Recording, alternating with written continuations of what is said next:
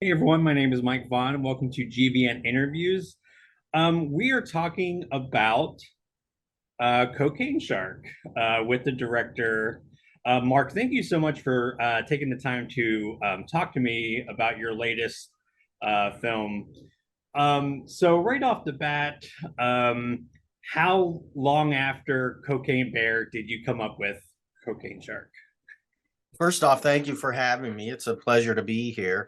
And to answer your question, Cocaine Shark was originally shot a year before Cocaine Bear ever came out. Hmm. It's called Narco Shark at the time, and it does have a plot line that includes drug lords, shipments of drugs, that kind of thing. So I could see where the similarities would be drawn, but our film was conceived before Cocaine Bear ever came into the public conscience. But distributors, obviously there is a very similar theme. So our distributor decided to retitle the movie Cocaine Shark.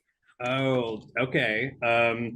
Because it was funny. We were our my friend and editor Andre were reviewing that, and that was one of the things we were kind of curious. Was like there wasn't a lot, if any, cocaine, so having like the narco shark makes actually more sense, like title wise. Yeah, so I have to admit this was my first movie that I've seen that you directed, and I had a good time. It was fun. When you make these movies, do you feel like it's kind of like the sort of the room where you're kind of going for a so bad it's good or like cheesy fun? Like what do you kind of aim for? I would think cheesy fun. I mean, when you make a micro budget movie, you have to understand that not all of it's going to be taken seriously, and not all of it's going to, turn out maybe the way you want. Now, if we had a budget of the Meg, we could easily accomplish what we set out to do. So you kind of have to understand your parameters and work within that. And what I tell folks is the bottom line is are you being entertained? If a movie costs, it doesn't matter if a movie costs $10,000 or 200 million. The bottom line is did it entertain you? And that's really a filmmaker's job. The budget has little to do with it. It just, the more you have, the more excess you can spend and put into different areas. So Yeah, absolutely. I feel like, when I review these films, it's like, yes, I take into account the resources maybe are limited, but like a good script or an entertaining script doesn't cost anything, right? Um, right, exactly. And you mentioned The Room. I think, that guy had, was 100% serious about what he was yeah. doing. Just kind of failed to hit the mark, but gained traction in another area. So yeah, it's budgetary concerns aside, you really just have to deliver a movie that's fast paced, entertaining. You don't want it too long because then the seams start to show, and you just want to give fans what they hope to see.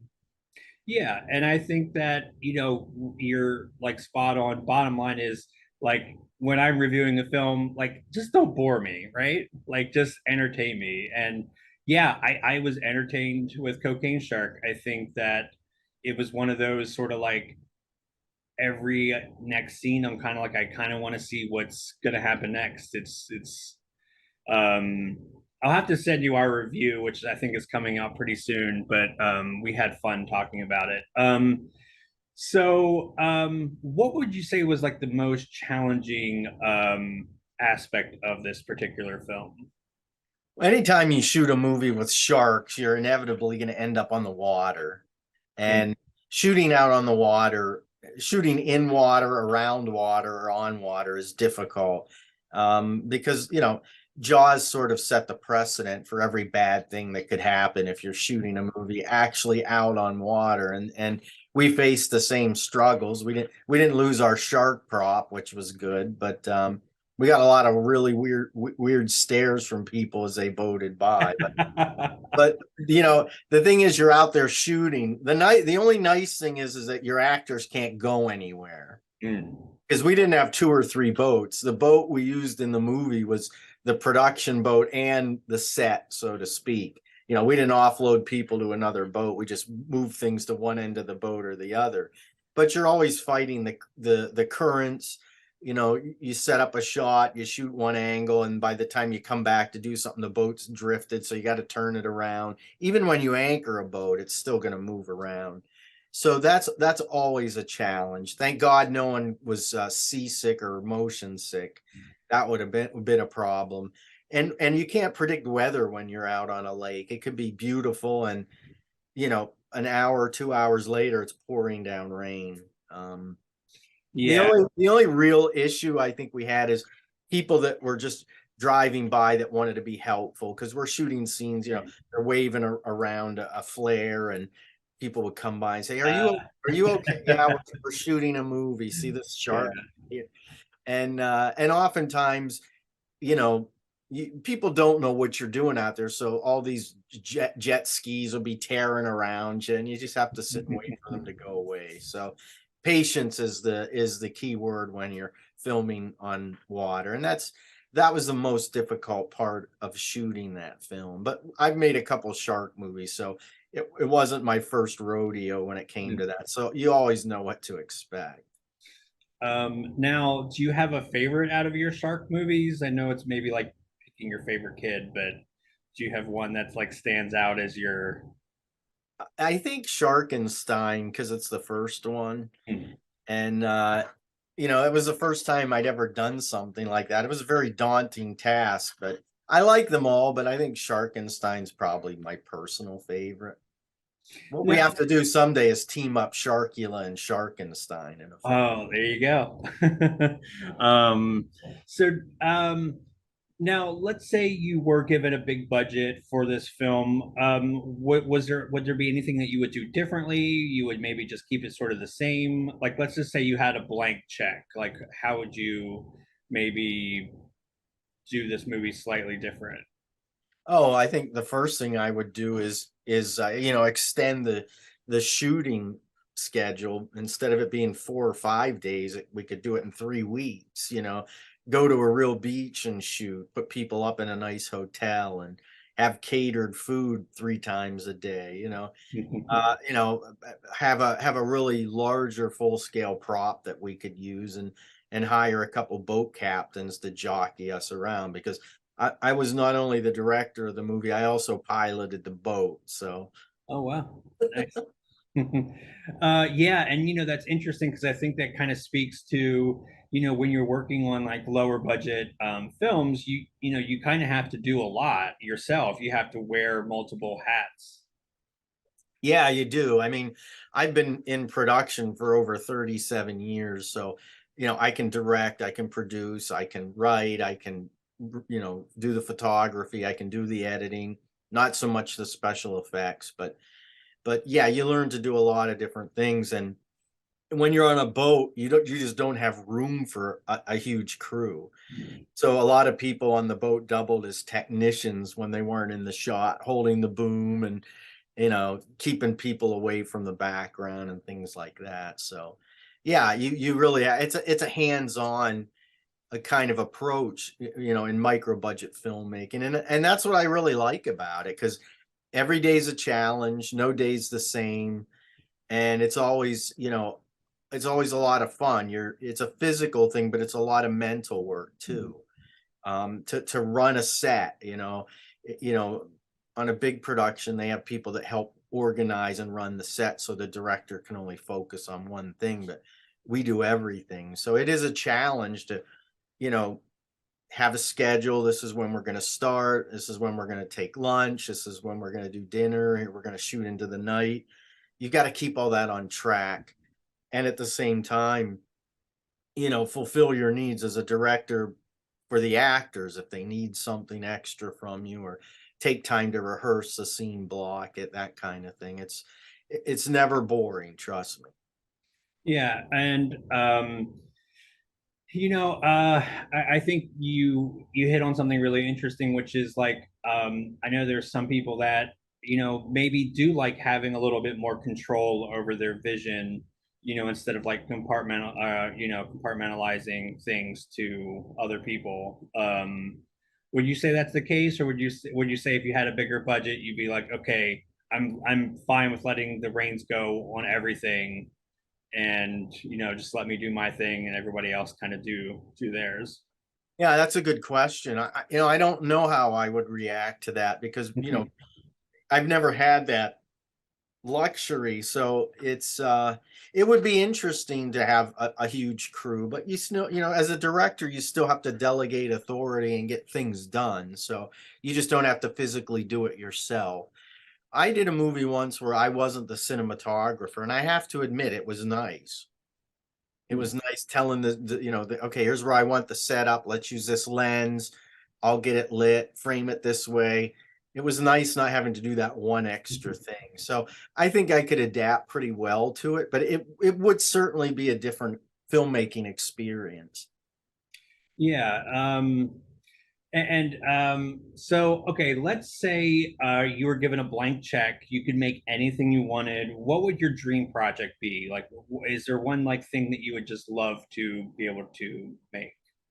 There's a couple things I would love to do. I hate to give away ideas, but I have an idea for a giant monster type picture at the beach and a resort and a boardwalk kind of thing. It would be fun to plow a couple $1 million into something like that. But when you're making a movie, like a couple $1 million sounds like a lot of money, and it's not. It really isn't when you factor in if you do a union shoot and getting permits and insurance and all the stuff that goes along with that eats up money super, super fast. So yeah, if it was $100 million, no problem. Yeah. If it was $10,000, yeah, we got to scale this idea way, way back.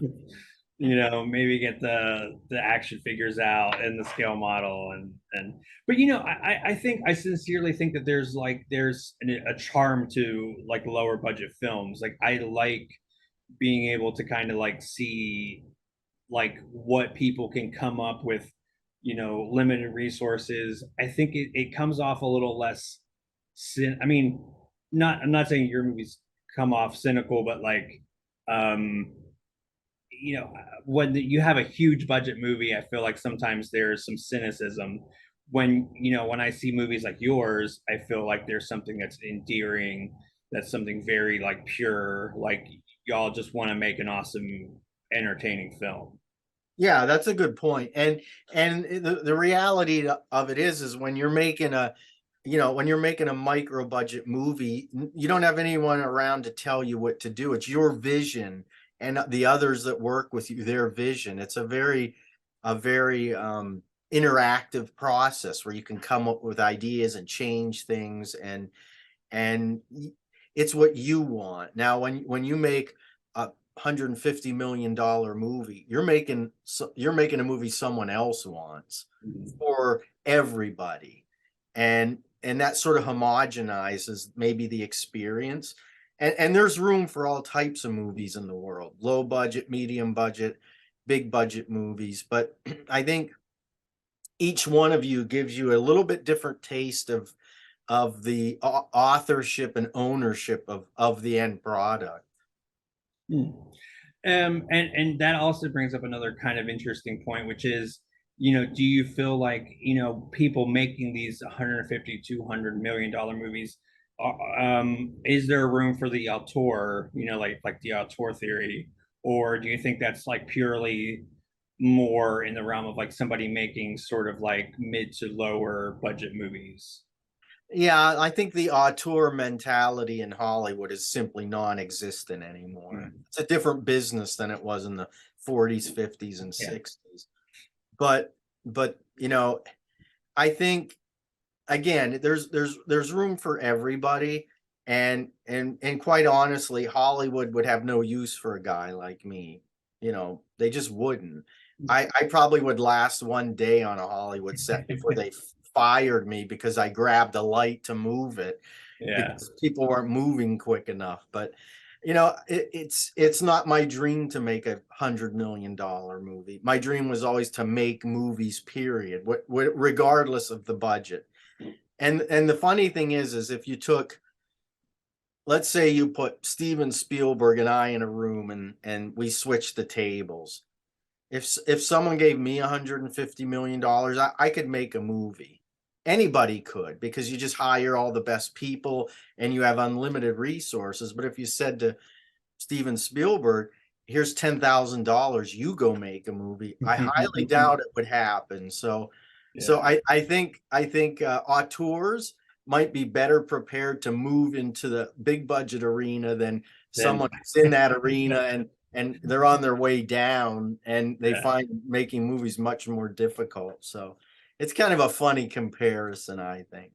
Yeah. Now, would you say, since you have a very definite style and the kind of movies you like, would you call yourself an auteur or no? You know, I think that's something someone else puts on you. Mhm. It's like I always get asked this question, you know, when you made such and such, did you know you were making a cult classic? The answer is no. You're simply trying to get through the day to Yeah. get your vision on the screen. That's the last thing on your mind. Those are things people pin on you after the fact. You have no control over that. So I guess I'm a well-rounded filmmaker. I wouldn't say I'm an auteur. That's for someone else to pin on me. But I've been called all kinds of names. So yeah, I'll take that. I was gonna say maybe not the worst name you've been called. So, yeah, and that's really fascinating because Roger Corman had the quote about no one sets out to make a cult classic or like a B movie or like cult films. Kind of just us as fans sort of claim them as such. Um, so yeah, I find that really fascinating. Now, to kind of, I don't want to take up too much of your time, but to wrap up, what are some upcoming projects that you can talk about? Well, I've got a couple things lined up for the summer. The most immediate project that is coming is actually in 2 weeks. Jeff Kirkendall and I and Tim Hatch from Very Scary Productions are shooting a film that he conceived. It's oddly enough, it's more like a more adult Goosebump type film. Jeff wrote the script and I'm kind of co-producing it with him and Tim, and we're in the end stages of planning right now. So it should be an interesting project when it's all finished. It's something I've never really done before. But Nice. I like to try different things. You don't my interests are in the genre, horror, science fiction, that kind of stuff. But I've done other things. I've done like a kids movie. I've done working on a western. I Hmm. did a war movie. So it's fun to branch out and try different things. And it makes you grow as a filmmaker because you don't want to make the same thing over and over and over again. Yeah, absolutely. Well, this has been really fun. It's been great talking to you, talking about your process, talking about drug laden, sharks. It's always fun to start the day. Yeah, again, thank you so much, Mark. I really appreciate this, and I'll be sure to link where y'all can check out Cocaine Shark. It's on Tubi currently. Is that correct? Correct, and I think its actual physical media date is in July sometime. Oh, nice. That's awesome. Is that Kind is of backwards. Usually, the physical media date is it? first, and then, but probably to ride the fame of Cocaine Bear, which I have never seen. They probably reversed it a little bit, which is fine. It's out there for people to see. That's what's important. Yeah. Now, is that from SRS, the distributor? Wild Eye release. Oh, Wild Eye. Okay. Okay, great. So I'll link all that in the description. If there's any like pre-orders, so y'all can support this movie. And thank you so much again. Thank you. Take care.